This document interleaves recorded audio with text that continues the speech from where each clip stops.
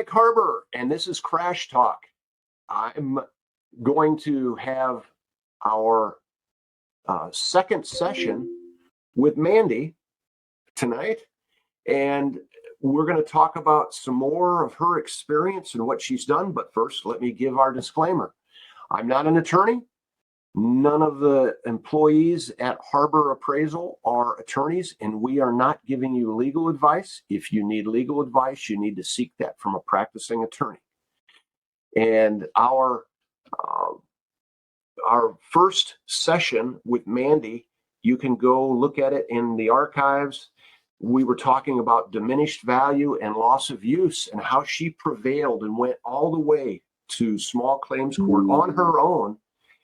And she won. She won big.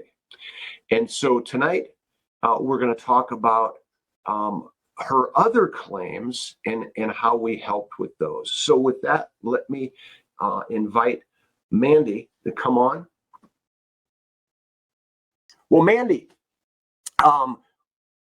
you shared with us the other day on what you went through in small claims court on your diminished value claim and your loss of use claim. If anybody really wants to see a pretty informative interview, you might want to go back and listen to the other program that Mandi really shared some good information.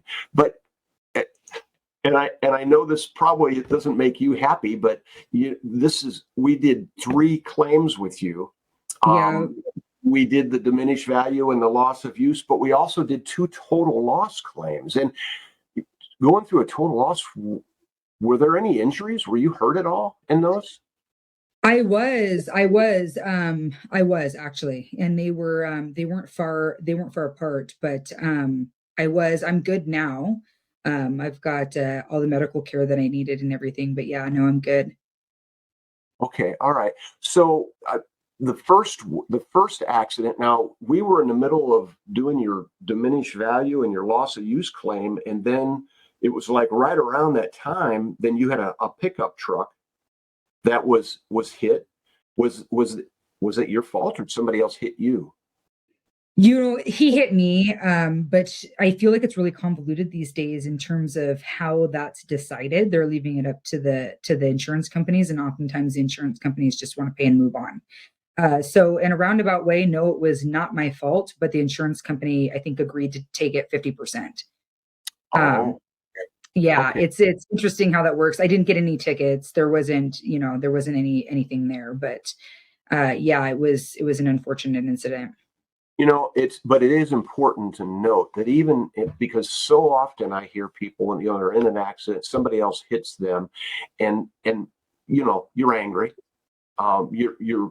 Your car is damaged, and sometimes people think an awful lot of their cars or their trucks, and so you're angry, and it's like, well, I don't want to get my insurance involved, and I don't want my rates to go up, and I don't want to have to pay a deductible, and it's their fault, so I want them to have to pay it. Well, I've seen that as a trap. You're going down this trail with somebody else's insurance company that they don't have a duty to you. And I think it's a trap. Even your insurance company will say, oh, well, they've accepted liability. Go ahead and use them because you'll have to pay deductible if we're going to handle your claim. You normally can get the responsible party's insurance company to advance your deductible. Normally. Not always, but you can ask, and a lot of times they'll advance that. But your insurance company then has a duty to you, and you've got more rights. So in this situation with your pickup truck, I mean, you were kind of forced into that, it sounds like. But with that, I think everything worked out pretty well, didn't it? It did, yeah. So it was unfortunate. The truck was a total loss, and you're at the mercy of the market in terms of value, and you're at the mercy of the market when it comes time to replace it. So that's the real bummer deal about that is, you're kind of, your fate is in somebody else's hands. And then you double that up with the insurance's primary interest in keeping that cost really, really low on the payout, right? Which oftentimes will leave you in a position where you can't replace the vehicle. At least, not without incurring a great cost to you. Right. And I think that's the most important thing to remember when thinking about the resources that you have at your disposal to make sure you're being treated fairly. I know everybody, we have this blind faith and loyalty for whatever reason to the people that we do business with. And oftentimes our insurance company is no different. But when tragedy strikes, that's really what separates the loyalty, right? Like, how loyal are they really willing to be for you? Yeah. Are you being more loyal or fair to them? I don't think that's fair either. Yeah. Yeah. No, again, the stories that I hear over and over, I've been with them for 20 years or 30 years, and this is the first claim I've had, and they're treating me like this, and just the delay and just the denying, not wanting to pay or underpaying you. I think to date, we've done 450 total loss claims in about the last 18 months. And fortunately, we've never lost one. Every claim that we've ended up accepting, we were able to get people more money. And but what they put people through to get to that point, and if you don't know, because when you did you even know that we did total losses for people, that we helped them with their total loss claims? Because we were still working on your diminished value at that time. I think I did know because at the time, I think we discussed it at the time, all of your services, but no, I think, come to think of it, Mike, I came to you and asked you for help blindly, not even knowing, because I was trying to think, I was like, no, the Audi didn't even get close to a total claim at that, or a total loss at that point. So no, I think I came to you and asked you about the balance of your services. Yeah, yeah. Well, so we went through that first one, and I made a few notes.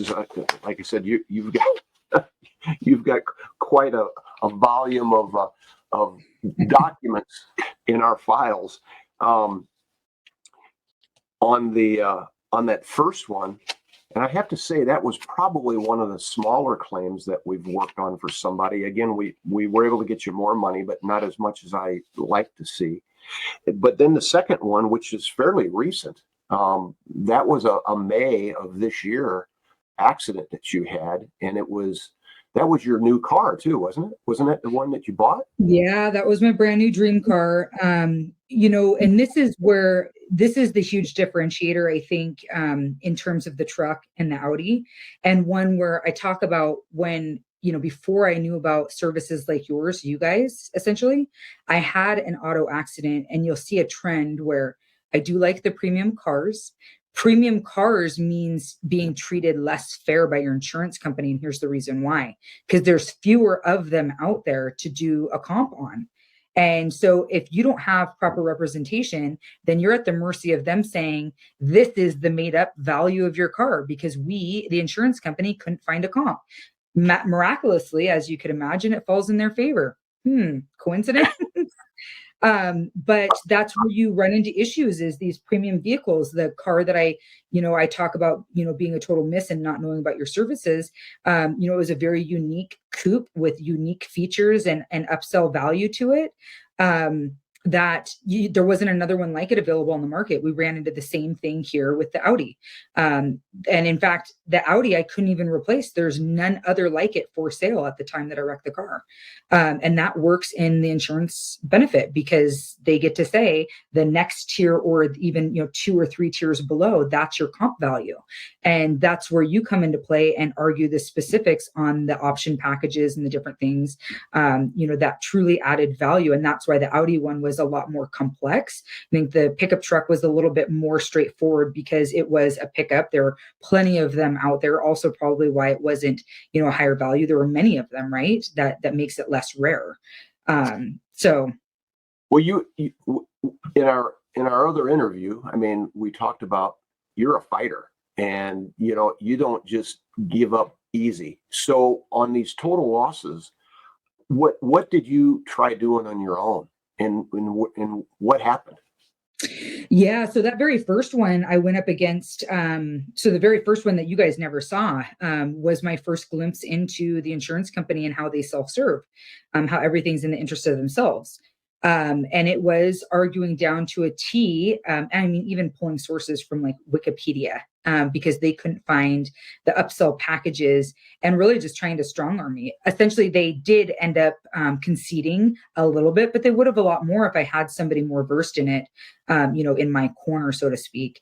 But these are, I try to bring to light my own comps, but oftentimes those comps are going to come from different parts of the market, different markets altogether. And they're going to argue that to their advantage. They're going to say, no, we found this one a little bit closer to your zip code versus the exact one, across country, and they won't honor those valuations. So what I end up doing without the proper tools in I know you guys have some backdoor techniques that you guys use with the dealerships and the way they do the appraisals and valuations too, especially when it comes to rare vehicles, is the best of my ability is to go on Auto Trader or go on any one of the big sites and try to find a comp of my own.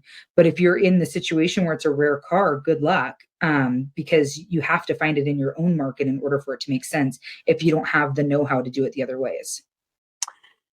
As you tried finding more information, you provided it to the insurance company. Were they helpful with that, and did they consider, or did they start just getting rude with you and just? They were not helpful. It was basically take it or leave it, my way or the highway. Every single time I've dealt with it, and not only that, if I pressed it enough, they would use the tactic that you referred to, which was exhaustion, right? The exhaustion tactic, which was, oh, well, we've got to go out to the wrecking yard then. And that could take us a week or two, thinking that I was so hungry for the money in the settlement. And it's just, may the stronger man win in terms of the waiting game. I'm like, go for it. Go do what you need to do. But they tried all kinds of tactics. Oh, we've got to get a guy out there to look at the shocks to see if it really was the performance upgrade package, and and the VIN's not telling. And I'd show them how the VIN is telling, and they wouldn't accept that. And so it kind of came true, and this is where I'd end up going back to my insurance company and say, hey, this is a blemish on you guys. This is making you look bad. The appraisers that you're choosing and the claims adjusters that you're choosing to combat your clients that are, your bread and butter, right? So it's discouraging. It's discouraging to really learn who your insurance company. There are good insurance companies out there. There's good insurance companies with bad appraisers or bad adjusters, right? And you'll know which ones those are when you bubble up the feedback and they say that is not the look that we want to have. And Mike, I know that you've dealt with this on some of my claims, that we've run into some of these kind of bad characters, if you will, within a decent insurance company. So some of them do listen, but it takes somebody else in your corner to help them see that. Right. Well, the thing that's so important for people to understand is you have to know what your rights are. Because if you don't know what your rights are under an insurance policy, then they're liable to tell you anything. And it is really unfortunate to see some of these people. And I don't know if they're intentionally lying. I mean, I don't know, maybe some of them are, but I think some of it's incompetence. I think the insurance companies have had to fill in so many empty positions because of the pandemic that they have people that are really incompetent, don't understand what the insurance benefits are and what their duties are to their insured. And again, this is another reason why it's so important to be using your own insurance company. And the other thing is you're in a very good position, because I don't think you were financially stressed where a lot of people are. They need settlement. They need it fast. Yeah. Then they say, well, we're cutting your rental off on Friday. So then you're without a car. Some people are, and then you don't have the money. One of the benefits of using your own insurance company is you can accept payment from them as the uncontested amount of the claim. And then continue to fight it. It doesn't affect your claim. It doesn't end your claim. You can't do that with the responsible party and their insurance company. Yeah, that's a great point too, because that brings up them wanting to drag their feet. The car's in storage. The storage fees are racking up. But yeah, if as long as there's not a settlement, if you're financing the car, you owe the payment, right? And that's Right. stressful. You owe the payment, but you haven't been paid on the vehicle. So you're still accruing interest, right? You're not going to recover that. And so those are tactics that I felt like they were using as well.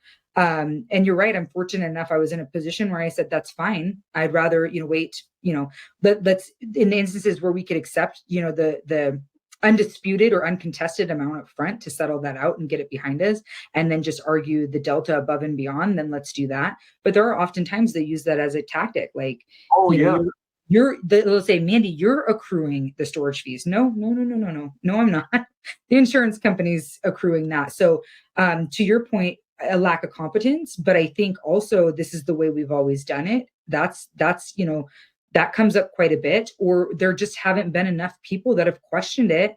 That Right. these adjusters truly haven't come up against it, and they haven't thoroughly reviewed the policy. You've caught them in a couple of those acts as well, that they just didn't understand on the Audi, what, aftermarket versus pre-installed performance packages, or, Right. options packages.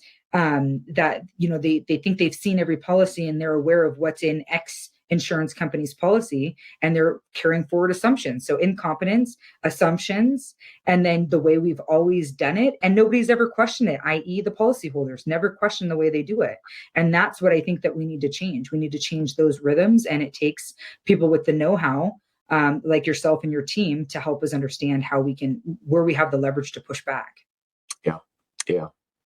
Well, I really appreciate your time. And I think this is going to be helpful for a lot of people, just to be able to hear from somebody that did it, that, it works. You stand up for yourself, you assert your rights, or Yeah. you lose your rights, and understanding what those rights are. And that's one of the reasons we do this Crash Talk, and even our website. We try to have a lot of information that's available to you, so that if you want to fight it on your own, you can, but you need to understand what those rights are, and what the policy dictates. And you have to cooperate with your insurance company. You don't have a duty to cooperate with somebody else's insurance.